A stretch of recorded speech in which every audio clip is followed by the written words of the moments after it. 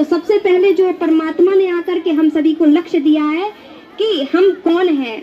हमारे जो सत्यनारायण की कथा होती है उस सभी में बताया जाता है कि मनुष्य ऐसी करनी करे, इतना मतलब ईश्वर का ध्यान करे कि उसे देव पद की प्राप्ति हो, यानी वो देवी देवताओं के समान बने। लेकिन देवी देवता बनना कैसे है? जो भगवान ने हमें इतना सुंदर बनाया था, आज कलयुग में हम सभी साधारण बन गए हैं। जब सतयुग था इस पृथ्वी पर, तब हम सभी की वेशभूषा ऐसी ही थी, हम सभी इतने सुंदर थे, हमारा जीवन इतना ही सुंदर था, सुखमय था। आज हम अपने ही स्वरूप को देखो, देख कर के कितना खुश होते हैं। तो बताया गया है कि हमें इनकी जैसा बनना कैसे है। आजकल हर इंसान अपने संस्कार को बदलने के पीछे लगा हुआ है। सब चाहते हैं कि हमारा बेटा शराब ना पिए, हम गुस्सा ना करें, हमारा बेटा चोरी ना करे, हम ऐसा ना करें। गलत आदतों से सभी परेशान हैं, लेकिन उन आदतों को कैसे छोड़ें, उन संस्कारों को कैसे बदलें? एक परमात्मा ही है जिसने वो ज्ञान सुनाया है। उस ज्ञान को जो अपने जीवन में धारण करता है वो अपने संस्कारों को बदल देता है। वही सुंदर ज्ञान आप सभी के सम्मुख लगा हुआ है। यहाँ पर दिखाया गया है कि आप आत्मा है, आप शरीर नहीं है। आत्मा इन आंखों के द्वारा देख रही है, कानों के द्वारा सुन रही है, मुख के द्वारा बोल रही है। आत्मा हमारी जो शरीर है उसमें भ्रकुटी के बीचों बीच रहती है, जहाँ हम सभी लोग माताएं बहनें बिंदी लगाते हैं। ये आत्मा का निवास स्थान है। इसी को ही हमें आज श्रृंगार करना है, इसी के बारे में जानना है। आज हम सभी लोगों ने शरीरों को तो बहुत सजाया, बहुत संवारा, लेकिन आत्मा जो आज है वो आज श्रृंगार रहित हो गई है। कहते हैं कि कोई बच्चा हो, अगर उसको सजाया ना जाए तो वो अच्छा नहीं लगता है। आज जो आत्मा है वो कैसी हो गई है? श्रृंगार रहित हो गई है। परमात्मा आया है आत्मा का सच्चा श्रृंगार कराने। जो आत्मा के श्रृंगार थे, सुख, शांति, आनंद, प्रेम, पवित्रता, आज ये आत्मा से सब गायब होते जा रहे हैं। सुख भी नहीं है तो क्षणिक है। शांति भी नहीं है, शांति है तो वो भी क्षणिक है। कहीं घूम फिर आते तो लगता है थोड़ा शांति मिल गई, लेकिन जीवन में शाश्वत शांति कैसे मिले, वो परमात्मा सिखाने आया है कि हम कौन है और हमारा कौन है। तो हम एक आत्मा है और मेरा पिता परम आत्मा है। आज हम अपने पिता को भूले हुए हैं। हम सभी लोगों ने मंदिर में दर्शन किए, उस ईश्वर को तो सभी मानते हैं, लेकिन उसके बारे में कोई नहीं जानता कि वो कौन है, उसका स्वरूप क्या है, वो कैसा दिखता है, कहाँ का रहने वाला है, उसके क्या गुण है, क्या कर्तव्य है। ये बहुत सुंदर ज्ञान है। आप सभी लोग इतने प्यार से सुनेंगे तो आप सभी लोगों का जरूर कल्याण होगा।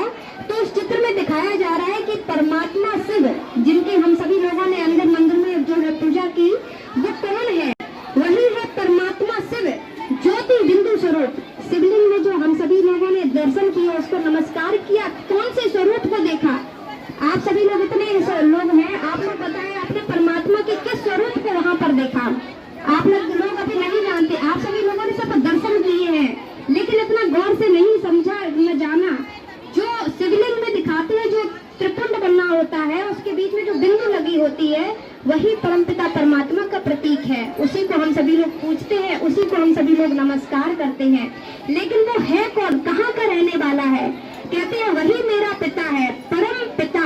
भगवान कहाँ का रहने वाला है? आप सभी लोग क्या बताएंगे? ईश्वर कहाँ रहता है? क्योंकि हर कोई, सबके उत्तर जो है वो अलग अलग है। कोई कहता है हृदय में रहता है, कोई कहता है परमात्मा सर्वव्यापी है, सब जगह है, कण कण में है। लेकिन क्या ये सही बात है? परमात्मा सर्वव्यापी नहीं है। इस चित्र में देखो लिखा हुआ है, भगवान कहता है कि बच्चों तुमने सर्वव्यापी कह के मेरी बहुत गिलानी की है। मैं सभी जगह नहीं हूँ। मेरा निवास स्थान कहाँ पर है? ये आप सभी लोग जो यहाँ देख रहे हैं, ये तीन लोक की जो दुनिया दिखाई गई है, ये जो नीला प्रकाश है, ये साकार मनुष्य लोक है, जहाँ हम सभी आत्माएं शरीर रूप में रहते हैं। और जब हम शरीर छोड़ते हैं तो वो ऊपर लाल प्रकाश की जो दुनिया है, इस आकाश तत्व से ऊपर भी एक तत्व है जिसे सूक्ष्म लोक बोलते हैं, जहाँ सूक्ष्म रूप में आत्माएं रहती हैं। और उसके ऊपर जो लाल प्रकाश की दुनिया है, वो है परमात्मा का निवास स्थान। वही ज्योति स्वरूप परमपिता परमात्मा शिव वही रहते हैं, और वहीं से हम बच्चों से मिलने के लिए आते हैं। आज हम सभी लोगों ने उनसे मिला और यहाँ पर आकर के ये भी जाना कि वो रहने वाला कहाँ का है। तभी तो कोई विपदा पड़ती है तो क्या कहते हैं, ऊपर वाले कहाँ है? क्योंकि हर किसी को पता है वो ऊपर वाला है। कोई नहीं कहता कि हृदय में है तो कहाँ है। अगर परमात्मा हर एक के भीतर होता तो आज इतने दुनिया में कष्ट नहीं होता। बताओ होता?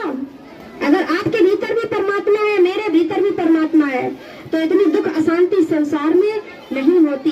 ये हम सभी लोगों को गलत बताया गया है, गलत पढ़ाया हम सभी लोगों ने कि परमात्मा घट घट वासी है। एक राम दशरथ का बेटा, एक राम जग जग में लेटा, एक राम का जगत पसारा, एक राम जगत से न्यारा। तो वो कौन है जगत से न्यारा?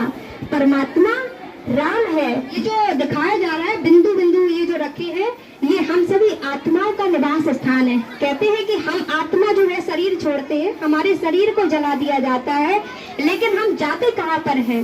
हमारी आत्मा कहाँ चली जाती है? तो हम जो है शरीर छोड़ने के बाद ये लाल प्रकाश की दुनिया में आत्माओं का घर है। सारी विश्व की जो आत्माएं हैं यहीं पर आती हैं अपने पिता के पास, अपने पिता के घर में। यहीं से उनको ताकत मिलती है। यही शांति धाम है, यही परम धाम है, यही निर्वाण धाम है, यही मुक्ति धाम है। इस चित्र में आप देख रहे हैं ये जो देवी देवता है, ऐसा ही स्वरूप हमारा सतयुग में होता है। जब हम ऐसे बन जाएंगे तो सोचो कि हम सतयुग में जाएंगे। हमारा औरैया में सेवा केंद्र खुला हुआ है, सत्तेश्वर चौराहा के पास तिलक स्टेडियम के सामने, प्रजापिता ब्रह्मा कुमारी ईश्वरीय विश्वविद्यालय, जिसे सभी ओम शांति के नाम से भी जानते हैं।